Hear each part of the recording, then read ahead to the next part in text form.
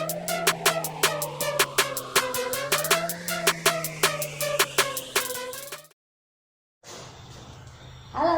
selamat pagi anak-anak ibu, apa kabar? Semoga anak-anak ibu selalu dalam keadaan sehat ya. Nah, tetap semangat belajar ya nak ya. Jumpa lagi dengan ibu, kali ini ibu akan membahas tentang tema 5, pahlawanku, subtema 2, pahlawanku, kebanggaanku. Pada video sebelumnya, kita sudah membahas yaitu tentang sila kedua. Nah, video yang kali ini kita akan membahas yaitu tentang sila kelima. Anak-anak ibu tahu apa bunyi dari sila kelima nak? Ya, sila kelima dia berbunyi keadilan sosial bagi seluruh rakyat Indonesia yang dilambangkan dengan padi dan kapas. Padi dan kapas ini melambangkan kebutuhan setiap manusia untuk hidup, yaitu sandang dan pangan. Sandang dan pangan yang terpenuhi merupakan syarat tercapainya kemakmuran yang merupakan tujuan utama dari sila kelima. Makna sila kelima dari Pancasila yaitu yang pertama, mau bekerja keras, bersikap adil terhadap sesama, mengakui kedaulatan bangsa sendiri dan bangsa lain, kemudian menganggap bangsa sendiri sederajat dengan bangsa lain. Nah, anak-anak ibu juga harus ya mau bekerja keras untuk menggapai cita-cita yang ingin anak-anak ibu gapai. Nah, bagaimana caranya nak supaya bisa menggapai cita-cita itu? Tentu anak ibu harus rajin belajar. Salah satu pahlawan yang menerapkan makna dari sila kelima itu adalah Kapiten Patimura. Beliau tidak pernah gentar melawan penjajah untuk mewujudkan keadilan bagi rakyat Maluku. Sifat-sifat yang bisa kita contoh dari Kapiten Patimura ini adalah kerja kerasnya, teguh pendiriannya. Kemudian perjuangan yang dilakukannya adalah perjuangan bagi banyak orang, sehingga mereka saling menghargai dan bekerja sama satu dengan yang lainnya. Anak-anak ibu, nanti dibaca kembali ya teks bacaan tentang Kapiten Patimura yang ada di buku logikanya itu halaman 50. Nah, setelah anak-anak membaca sebuah teks bacaan tadi, kira-kira kita mendapatkan apa nak? Tentunya anak-anak ibu bisa mendapatkan sebuah informasi. Informasi berhubungan dengan sesuatu yang bersifat pemberitahuan. Nah, informasi itu ada informasi tersirat, ada informasi tersurat. Kalau dia informasi dalam bentuk tersirat, itu informasinya secara tidak langsung terdapat dalam bacaan. Sementara informasi tersurat adalah informasi yang tertulis secara jelas dalam sebuah bacaan. Nah, setelah kita membaca suatu teks, kita bisa membandingkan informasi bacaan pada sebuah tabel. Nah, yang disebut dengan tabel KW. Tabel 0 itu apa yang diketahui dan what apa yang ingin diketahui lebih lanjut. Informasi yang sudah diketahui dapat diperoleh dari bacaan, sedangkan informasi yang ingin diketahui itu dapat kalian peroleh dengan cara bertanya kepada teman, kepada guru, dan juga orang tua. Ada beberapa jenis informasi anak ya. Yang pertama yaitu informasi dia berdasarkan fungsi dan kegunaan informasi itu. Yang kedua, informasi berdasarkan format penyajian, misalnya berupa tulisan, teks, foto, dan lain-lain. Yang ketiga itu informasi berdasarkan lokasi peristiwa. Yang keempat, informasi berdasarkan bidang kehidupan. Nah, itu adalah informasi yang berdasarkan bidang-bidang kehidupan yang ada seperti pendidikan, musik, budaya, dan lain-lain. Setelah mendapatkan informasi tadi, anak-anak ibu bisa mempresentasikan informasi tersebut. Nah, bagaimana nak cara mempresentasikan informasi? Langkah-langkah mempresentasikan hasil informasi yang telah kita ketahui. Yang pertama, kita menulis pokok-pokok informasi yang sudah diketahui. diketahui. Yang kedua, meringkas hasil informasi dengan kalimat yang efektif. Yang ketiga itu menjelaskan dengan kalimat yang mudah dipahami. Keempat, barulah kita mempresentasikan hasil informasi dengan kalimat yang runtun, jelas, dan tentunya mudah dipahami. Nah, Ibu ada sebuah benda. Nah, paham ya anak-anak Ibu, lihat. Nih, anak-anak Ibu tahu nggak apa ini yang ada di tangan Ibu sekarang ini? Nih, ada yang tidak tahu ini apa, Nak? Ya, ini adalah cermin. Cermin dan cahaya itu bisa kita gunakan sebagai alat komunikasi. Karena cermin adalah salah satu benda yang bisa memantulkan cahaya. Anak-anak Ibu masih ingat, Nak, apa saja sifat-sifat dari cahaya? Masih ingat? Ya, sifat-sifat cahaya, kita ulang lagi sekilas ya, Nak, ya. Sifat-sifat cahaya itu ada cahaya merambat lurus, cahaya menembus benda bening, cahaya dapat dipantulkan, cahaya dapat dibiaskan dan diuraikan. Nah, berdasarkan bentuk permukaan cermin, itu dia dibedakan menjadi 3. Yang pertama yaitu cermin datar, adalah cermin yang permukaannya datar, seperti ya itu yang dipegang ini adalah seperti ini, yaitu cermin meja rias. Ini di rumah anak-anak Ibu pasti ya pada punya ya kan cermin rias.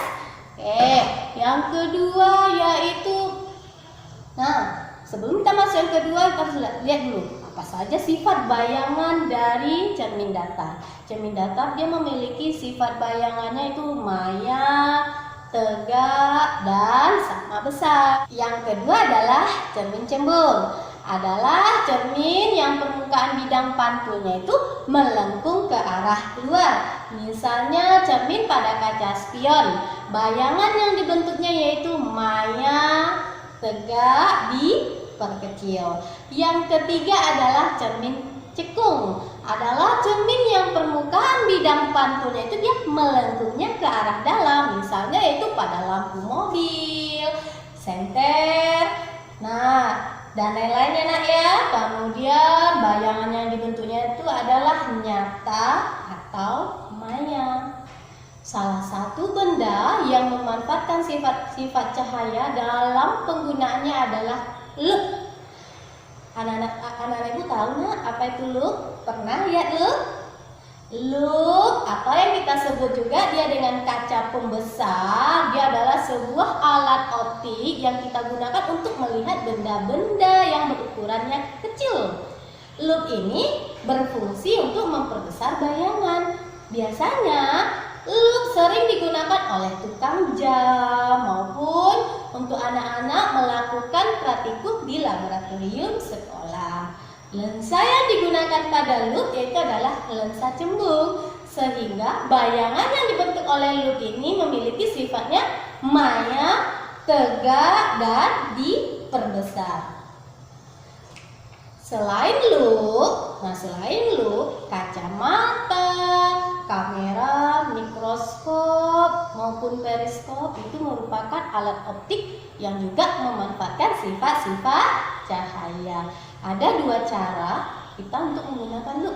Yang pertama itu dengan cara mata berakomodasi maksimum, yaitu cara memandang objek pada titik dekatnya atau otot siliar bekerja maksimum untuk menekan lensa berbentuk secembung-cembungnya. Yang perlu diperhatikan pada penggunaan loop dengan mata berakomodasi maksimum ini yaitu bayangan yang dibentuk loop harus berada di titik dekat mata. Benda yang diamati harus diletakkan di antara titik fokus dan lensa. Kekurangannya dari dengan cara mata berakomodasi maksimum itu yaitu mata kita cepat lelah, tapi kelebihannya adalah pembesaran bertambah atau maksimum. Yang kedua yaitu dengan cara mata tak berakomodasi, adalah cara memandang objek pada titik jauh, yaitu otot siliar tidak bekerja dan lensa mata berbentuk sepipih-pipih. Yang perlu diperhatikan pada saat kita menggunakan loop, yaitu dengan cara ini, yaitu dengan bayangan yang dibentuk loopnya itu harus jauh tak hingga. Bendanya juga harus diletakkan di titik fokus. Tapi memiliki kelebihan, maka kita tidak cepat lelah. Beda dengan tadi anak ya, kalau pada penggunaan loop dengan cara mata berakomodasi maksimum, maka kita cepat lelah. Sementara dengan cara mata tak berakomodasi maksimum, maka kita tidak cepat lelah. Nah, dari penjelasan ibu tadi, tentu anak-anak ibu sudah tahu kan apa perbedaan dari dua cara penggunaan loop tadi. Nah, kerajaan-kerajaan pada masa Hindu, Buddha, dan Islam itu meninggalkan berbagai peninggalan sejarah. Sebagian besar masih tersisa dan dapat kita lihat. Nah, contohnya peninggalan sejarah yang bercorak Hindu, yaitu Candi Prambanan, kemudian Candi Dieng, Candi Badu, dan lain-lain. Kemudian prasastinya yaitu Prasasti Tugu, Prasasti Ciaruteun, Prasasti Jambu, Prasasti Kebun Kopi. Selain itu juga ada peninggalan dari kerajaan Hindu ini dalam bentuk arca, yaitu arca dari Rara Jonggrang yang terdapat di Candi Prambanan.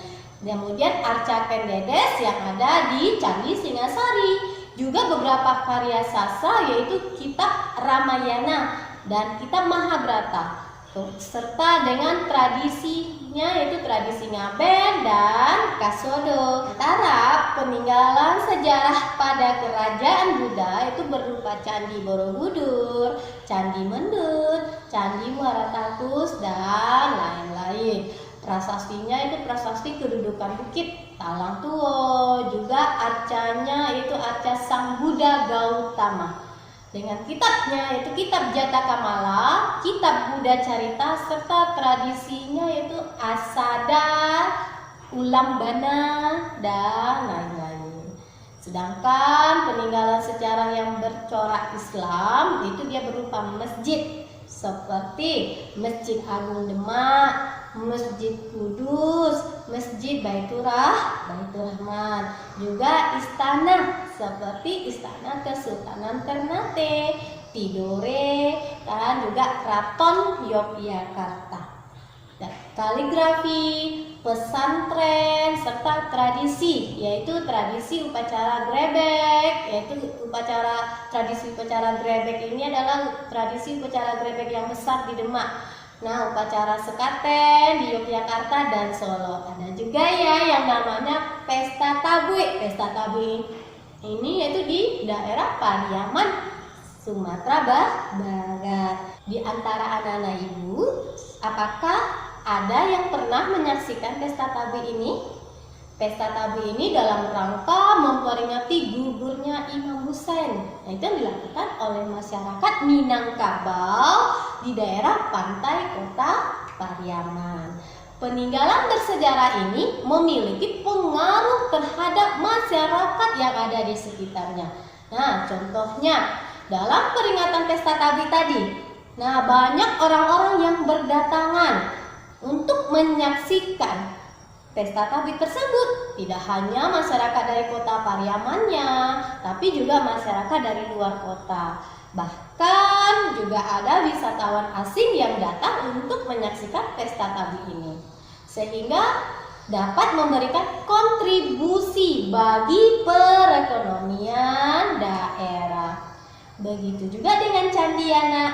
Saat ini candi banyak dijadikan dia sebagai tempat pariwisata. Sekarang kita sudah memasuki bulan apa nak? Yaitu bulan November. Di bulan ini ada hari yang bersejarah, yaitu Hari Pahlawan. Siapa yang tahu Hari Pahlawan itu jatuh pada tanggal berapa? Ya, anak ibu tahu nggak Hari Pahlawan itu tanggal berapa nak? Ya, tanggal 10 November. Pahlawan berarti orang yang menonjol karena keberanian dan pengorbanannya dalam membela kebenaran. Nah, salah satu pahlawan Indonesia kita adalah Ki Hajar Dewantara. Beliau adalah aktivis pergerakan Gerakan Kemerdekaan Indonesia, politisi, dan kelompok pendidikan. Ki Hajar Dewantara ini lebih dikenal dengan sebutan yaitu Bapak Pendidikan Indonesia. Dengan nama aslinya Raden Mas Suwardi Suryaningrat. Tugas anak-anak ibu adalah itu membaca kembali teks tentang Ki Hajar Dewantara di Logika halaman 54. Anak-anak ibu masih ingat kan dengan materi yang pernah ibu sampaikan di video sebelumnya, bahwa dengan membaca kita akan memperoleh informasi. Siapa di antara anak-anak ibu yang hebat ini yang suka menyanyi? Ya, sebuah lagu pada saat dinyanyikan itu akan kedengaran indah dan merdu jika lagu tersebut itu memiliki sebuah tempo. Tempo adalah cepat lambatnya lagu pada saat dinyanyikan. Sering juga diartikan sebagai ukuran kecepatan dalam birama lagu. Alat untuk mengukur kecepatan lagu ini yaitu kita sebut dengan metronom. Ada beberapa jenis tanda tempo, yaitu yang pertama tanda tempo cepat, yaitu seperti allegro, allegretto, dan lain-lain. Yang kedua itu tanda tempo sedang, diantaranya moderato, andante, andantino, dan allegro moderato. Nah, yang ketiga itu tanda tempo lambat, diantaranya largo, adagio, lento, dan lain-lain. Seperti lagu Maju Tak Gentar yang dinyanyikan dengan tempo demarsia yang artinya gembira dan tegas seperti orang berbaris dan bersemangat. Selain tempo, pada saat menyanyikan sebuah lagu, kita juga harus memperhatikan yaitu ritme dan tinggi rendah nada. Ritme itu adalah panjang pendeknya bunyi dari serangkaian not yang dihitung itu dengan ketukan.